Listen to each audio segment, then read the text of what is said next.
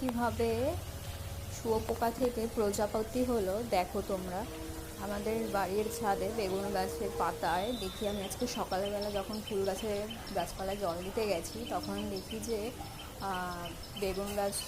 একটা বেগুন গাছের পাতায় প্রজাপতির এরকম মানে লেজের দিকটা নড়ছে। এবার আমি ভাবলাম কি হলো, তারপরে দেখি যে এটা প্রজাপতি শুঁয়োপোকা থেকে তখন প্রজাপতিতে পরিণত হচ্ছিল। আর ওই অংশটুকুই শুধু বাকি ছিল প্রজাপতি হওয়ার জন্য।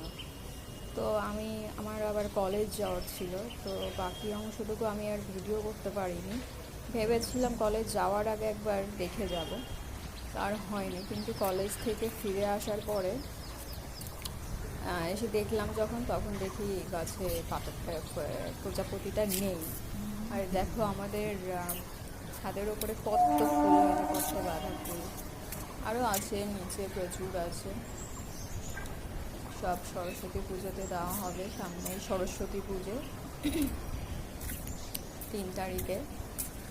তো সেই সরস্বতী পুজোর জন্যই আমাদের বাড়িতে এত ফুল লাগানো হয় প্রত্যেক বছর। আমরা ওই দিনটাতে বাড়ির ফুলই দিই, আরও ফুল আছে অনেক রকমের নিচে। তো তোমাদেরকে আমি নিজেও একটা সুন্দর জিনিস সকাল সকাল উপভোগ করলাম, তাই ভাবলাম তোমাদের সঙ্গেও শেয়ার করি। সত্যি আমার দেখে খুব ভালো লাগলো। মানে ছোটোবেলা থেকে পড়ে এসেছি, শুনে এসেছি, আজকে নিজের চোখে সেটা দেখলাম। বেশ মানে আমার চোখের সামনেই এটা দেখছিলাম,